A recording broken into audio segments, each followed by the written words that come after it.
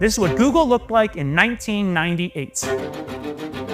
It says index contains 25 million pages, soon to be much bigger. They labeled this product as version 1, and I believe it is the foundational building block of innovation.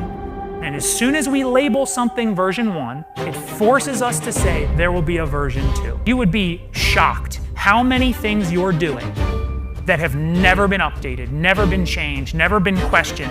If you're just sitting there staying on version 1, you have no one to blame but yourself when the world changes around you.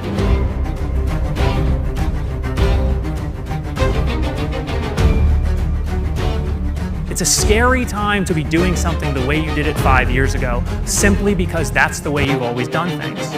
If you think it's time to innovate, it's already too late. Innovation should happen all the time. Lerch, folks, help me welcome Steve to the stage. Welcome to Steve Lerch. Steve, come on out. Human nature hates change. Our human nature is what makes us all so subconsciously comfortable with the old cliche of we do it that way because that's the way we've always done it. And if you disagree with me, then I'd ask you all to stop and think. Let's all stop and think for 5 seconds and try to think of the last time you heard someone say something good, collectively, about Gen Z. He brought insight that should be implemented throughout all industry. Anything is possible. Innovation is about questioning everything. Who cares where an idea comes from? It's a good idea, it's a good idea. But we have this natural human predisposition that tells us my way of doing things is good. So if there's a different way, a new way, it must be worse. It can be very challenging to have expertise on something and then have someone come in and say, hey, the world's changing. Time for you to change everything about the way you do it. We live in the most exciting, unpredictable time that humans have ever lived in. That's why I love talking about innovation. Important, Fantastic. inspirational, impactful, Inspiring. I want to start by talking about this spaceship. Who knows the name of this spaceship? You can yell it out. Millennium Falcon. Thank you to the cameraman who is very excited about Star Wars. Who knows how fast the Millennium Falcon did the Kessel Run?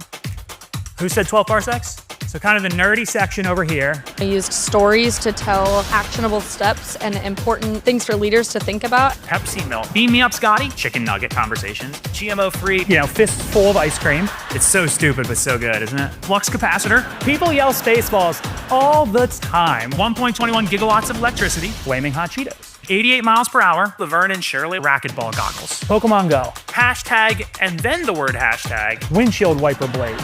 Oh my God, did you hear about that thing that cuts bread?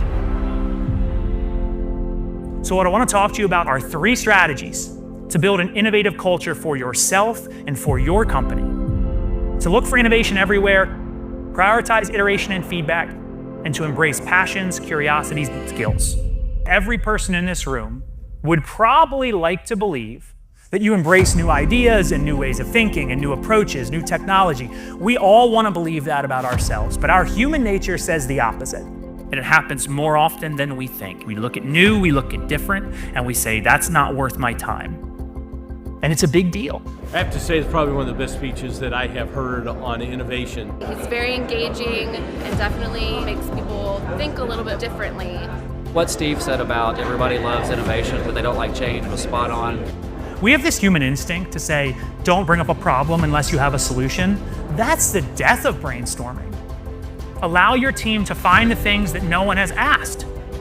A half-baked idea is better than no idea. A crazy idea said out loud is far more valuable than a good idea that stays in someone's heads. I think after listening to Steve, I'm never going to look at things the same way again. The content that he's sharing really gets people to step outside of their day-to-day and take a bigger look at opportunities that might exist. But as we look ahead to the future, there's a very real, tangible, economic cost to good ideas that stay in people's heads because they don't feel safe sharing it, because they don't know how to share it, they don't know who to share it with.